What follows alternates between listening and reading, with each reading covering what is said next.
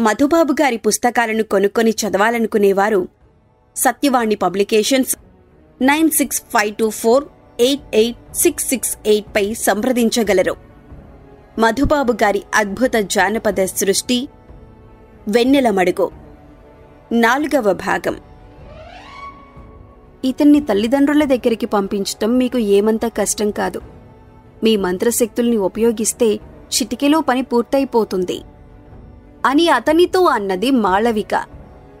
అందుకు తల అడ్డంగా తిప్పాడు విరధుడు. అపరాజితాదేవి వరం వల్ల పుట్టిన ఈ బిడ్డడికి యక్షిణీ శాపం వల్ల కష్టాలు అనుభవించవలసిన యోగం ఉన్నది. ఇప్పుడు ఇతన్ని తల్లిదండ్రుల దగ్గరికి చేరిస్తే ఆ కష్టాలు కాస్త అనారోగ్యాల రూపంలో ఇతన్ని బాధిస్తాయి. ఇతను మన దగ్గర పెరిగి పెద్దవాడవటమే శ్రేయస్కరం అంటూ తన ఆశ్రమంలోకి వెళ్లిపోయాడు. మంత్రశక్తుల సహాయంతో ఒక మట్టి పాత్రను సృష్టించింది మాళవిక. అందులో ఆవుపాలు వచ్చేటట్లు చేసి బిడ్డడి ఆకలి తీర్చింది. ఆశ్రమంలో ఉన్న గున్నమావి చెట్టు కొమ్మకు ఉయ్యాల కట్టి బిడ్డడిని అందులో పడుకోబెట్టింది. ఆమె జోలపాట పాడుతుంటే ఆనందంగా విని హాయిగా నిద్రపోయాడు కీర్తిసేనుడి కొడుకు. ఆ తరువాత ఆశ్రమం చుట్టూ ఉన్న పూపొదుల దగ్గరికి పోయి సువాసనలను వెదజల్లుతున్న పువ్వులను కోసుకువచ్చింది మాళవిక. పెద్ద పెద్ద దండలుగా కట్టి విరధుడు పూజించే భైరవీదేవి విగ్రహాన్ని అలంకరించింది.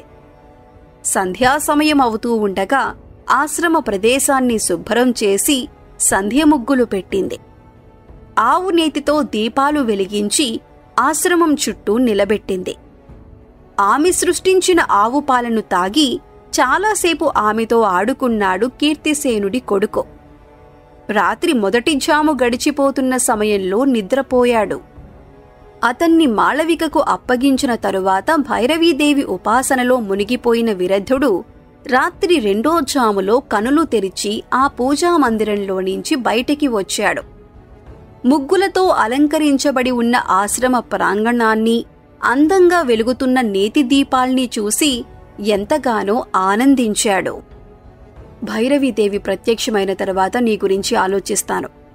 నీకు ఏమైనా కోరికలు ఉంటే వాటిని తీరుస్తాను. తనను చూసి నమస్కారం చేస్తున్న మాళవికతో అన్నాడు అతను. ఇప్పటికే మీకు ఎన్నెన్నో మంత్రశక్తులు ఉన్నాయి. వాటితో తృప్తి పడకుండా భైరవీదేవిని ఉపాసించటం ఎందుకు అని అడిగింది మాళవిక. భైరవీదేవిని ఉపాసించటం నా స్వార్థానికి కాదు. నాకు శంభోకుడనే మాంత్రికుడు శత్రువుగా మారాడు. అతన్ని జయించాలంటే నాకు ఇప్పుడున్న శక్తులు చాలవు. భైరవీదేవిని ప్రత్యక్షం చేసుకోగలిగితే అపూర్వమైన శక్తులు ఇంకా కొన్ని లభ్యమవుతాయి. అప్పుడు ఆ శంభోకుణ్ణి జయించటం తేలికవుతుంది అని చెప్పి తన విశ్రాంతి మందిరంలోకి వెళ్లిపోయాడు విరధుడు. కీర్తిసేనుడి కొడుకును పడుకోబెట్టిన ఉయ్యాలకు కొద్ది దూరంలో ఉన్న ఒక బండరాయి మీద కూర్చున్నది మాళవిక. అర్ధరాత్రి సమయంలో ఒక తెల్లటి ఆకారం ఆశ్రమం దగ్గరికి రావటం ఆమెకు కనిపించింది. వెంటనే తన శక్తుల సహాయంతో ఒక శూలాన్ని సృష్టించి ఆ ఆకారం మీదికి విసరబోతూ ఆఖరి క్షణంలో ఆగిపోయింది ఆమె. ఆ ఆకారం ఎవరో, ఎందుకు అక్కడికి వచ్చిందో తెలుసుకోకుండా తొందరపడి శూలాన్ని విసరకూడదని అనిపించటమే అందుకు కారణం. చూస్తూ చూస్తూ ఉండగానే కీర్తిసేనుడి కుమారుడు పడుకుని ఉన్న ఉయ్యాల దగ్గరికి వచ్చి ఆగిపోయింది ఆ తెల్లటి ఆకారం. పట్టణాలకు, గ్రామాలకు దగ్గరగా ఉండే శ్మశానాలలో సంచరిస్తూ ఉండే పిశాచ జాతికి చెందినది అది. పెదవుల చివర్ల నుంచి బయటికి పొడుచుకు వచ్చిన కోరలతో, చింతనిప్పుల వంటి కళ్లతో చూడటానికి చాలా వికృతంగా ఉన్నది దాని ముఖం. ఉయ్యాల దగ్గరికి వచ్చి ఆగిపోయిన ఆకారాన్ని, ఎవరు నువ్వు, ఎందుకొచ్చావిక్కడికి అని అడిగింది మాళవిక. ఆమె చేతిలోని శూలాన్ని చూసి వికృతంగా నవ్వింది ఆ ఆకారం. నీ దగ్గర ఉన్నది చాలా గొప్ప ఆయుధమని నువ్వనుకుంటున్నావు. దాన్ని ప్రయోగించి నన్ను నాశనం చెయ్యాలని కూడా అనుకుంటున్నావు, అవునా అని ఎదురు ప్రశ్న వేసింది. మాళవికకు కోపం వచ్చింది. రెండో మాట మాట్లాడకుండా శూలాన్ని పైకెత్తి ఆ ఆకారానికి గురిపెట్టింది.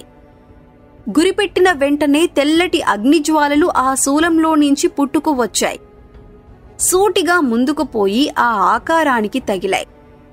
పట్టణాలకు గ్రామాలకు దగ్గరగా ఉండే శ్మశానాల్లో సంచరించే సామాన్యమైన పిశాచానికి చెందిన ఆకారమది. శూలంలో నుంచి వెలువడిన అగ్నిజ్వాలల దెబ్బకు అక్కడికక్కడే భస్మీపటలమైపోయి ఉండాలి. కాని అలా జరగలేదు. మరింత వికృతంగా నవ్వుతూ కీర్తిసేనుడి కుమారుడు పడుకొని ఉన్న ఉయ్యాల చుట్టూ వలయాకారంలో తిరగటం మొదలుపెట్టిందది. మాళవికకు అనుమానం వచ్చేసింది.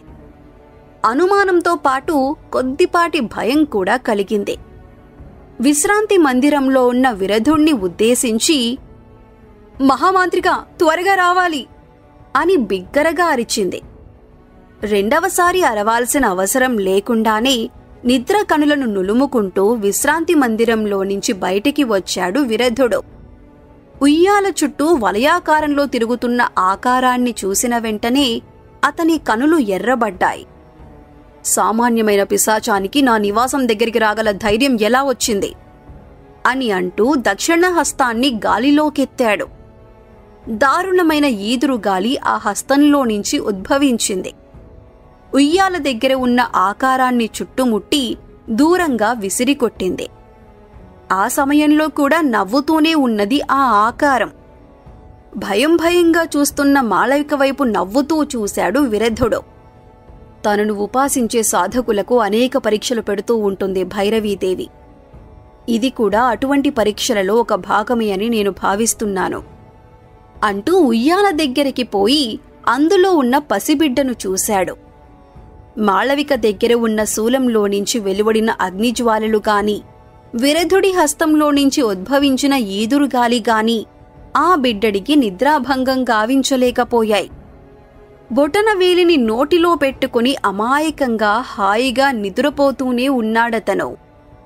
యక్షిణి శాపం వల్ల ఎదురు కాబోయే కష్టాలను తట్టుకుని ఇతను పెద్దవాడవగలిగితే మహావీరుడిగా పేరు తెచ్చుకుంటాడు. సర్వం సహా చక్రవర్తి అవుతాడు. అమాయకంగా ఉన్న బిడ్డ ముఖంలోకి చూస్తూ అతని భవిష్యత్తును గురించి మాళవికకు చెప్పాడు విరధుడు. అందుకు మాళవిక వెంటనే, మీ రక్షణలో ఉన్న ఈ బిడ్డకు ఎదురయ్యే కష్టాలేముంటాయి అని అడిగింది. గట్టిగా నిట్టూరుస్తూ విరధుడు, నా విరోధి శంభోకుడితో నాకు నిరంతరం మంత్రపోరాటం జరుగుతూనే ఉంటుంది.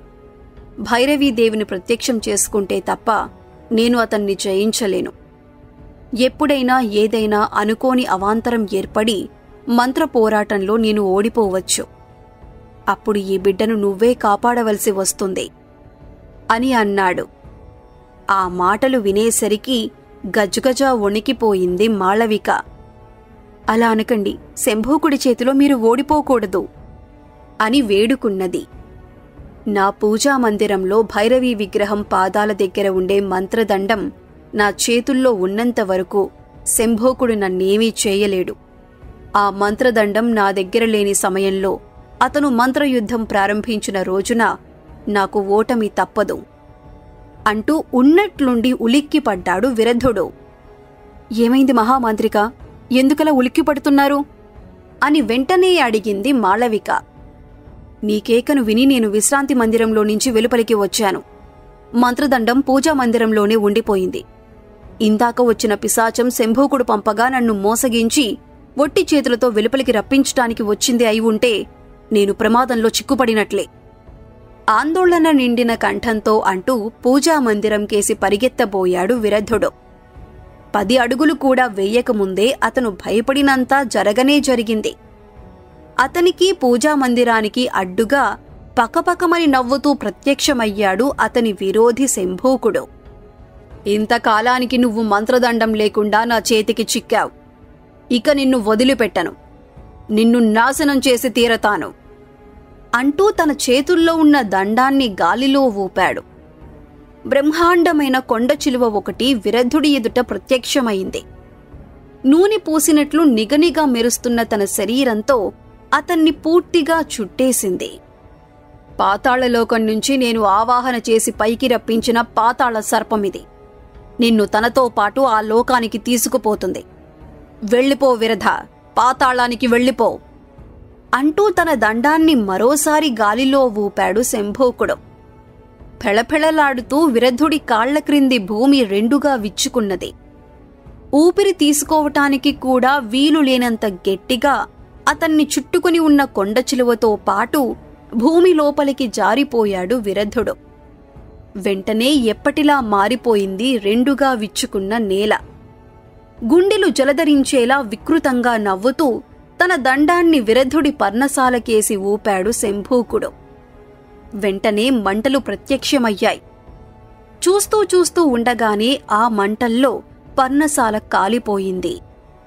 నా ఏకైక శత్రువు విరధుణ్ణి జయించాను. ఇక ఈ భూమి మీద నాకు ఎదురు నిలబడగల మంత్రవేత్తలు ఎవరూ లేరు. నన్ను ఓడించగలిగిన వారు కూడా ఎవరూ లేరు. నేను అజేయుడిని, నేను అమిత బలవంతుడిని అని గర్వంగా కేకలు పెడుతూ ఆ ప్రదేశాన్నంతా కలియ చూశాడు శంభూకుడు.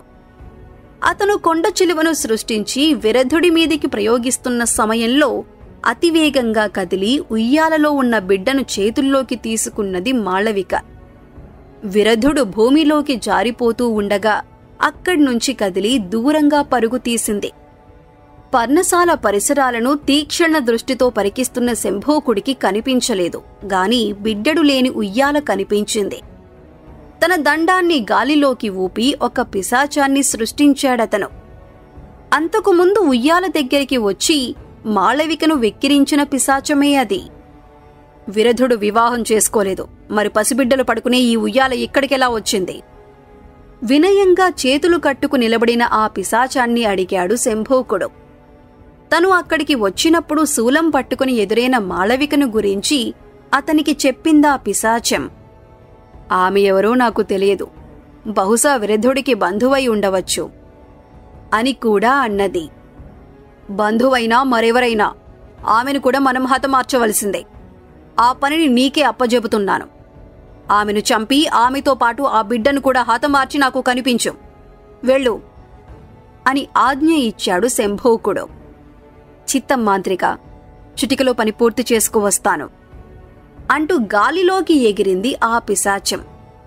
విరధుడు భూమిలోకి జారిపోయిన ప్రదేశం వైపు ఒకసారి చూశాడు శంభూకుడు. అగ్నిజ్వాలల్లో పడి నాశనమైపోయిన పర్ణశాలను కూడా పరికించాడు.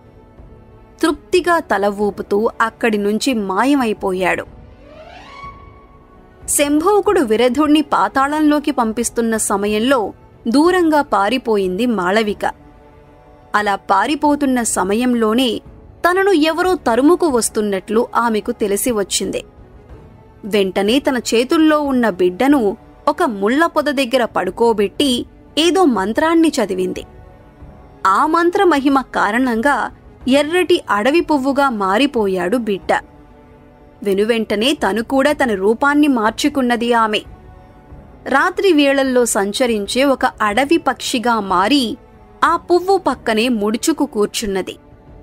కొద్దిసేపటి తర్వాత గాలిలో తేలుతూ అక్కడికి వచ్చింది శంభూకుడు పంపిన పిశాచం. అడవి పక్షి రూపాన్ని ధరించిన మాళవికకు కొద్ది దూరంలో నిలబడి చుట్టూ చూసిందది. ఎన్నెన్నో మంత్రాలను నేర్చుకుని మహామాంత్రికుడిగా పేరు పొందిన విరధుడే మా ప్రభువు చేతిలో ఓడిపోయాడు. సామాన్య స్త్రీవి నువ్వు. నా నుంచి తప్పించుకోవటం నీకు చేత కాదు. నువ్వు ఎక్కడ దాక్కున్నా వెతికి పట్టుకుంటాను అని కోపంగా అంటూ అక్కడి నుంచి వెళ్ళిపోయింది. అది తనను ఎక్కడ గుర్తుపడుతుందోనన్న భయంతో ఊపిరి బిగబట్టి చూస్తున్నది మాళవిక. అది అక్కడి నుంచి వెళ్ళిపోగానే తేలికగా నిట్టూర్చి తిరిగి మానవ రూపాన్ని ధరించింది. అడవి పువ్వుగా మార్చిన బిడ్డను మాత్రం మామూలుగా చెయ్యలేదు ఆమె. మనం సురక్షితమైన ప్రదేశానికి చేరుకునేటంత వరకు నువ్వు ఈ రూపంలోనే ఉండటం మంచిది. శంభూకుడు పంపించిన పిశాచానికి అనుమానం వచ్చిందంటే మనం ప్రమాదంలో చిక్కుపడతాం అంటూ ఆ పువ్వును తన పమిట చెంగు చాటున భద్రపరుచుకుని ఆకాశ మార్గంలో ప్రయాణం మొదలుపెట్టింది. సూర్యోదయం అవుతున్న సమయంలో ఒక పెద్ద కొండ దగ్గర ఉన్న చిన్న కుగ్రామం ఒకటి మాళవికకు కనిపించింది. ఆ గ్రామంలో నివసించే ప్రజలకు కనిపించకుండా ఆకాశ మార్గంలో నుంచి నేలకు దిగిందామె. పమిట చాటున దాచిపెట్టిన అడవి పువ్వును తిరిగి బిడ్డడిగా మార్చి గ్రామంలోకి వెళ్ళింది. ఒంటరిగా పసిబిడ్డతో వచ్చిన ఆమెను చూసి ఆశ్చర్యపోయారు గ్రామస్థులు. ఎవరమ్మా నువ్వు? ఎక్కడ్నుంచి వస్తున్నావ్? అని అడిగారు.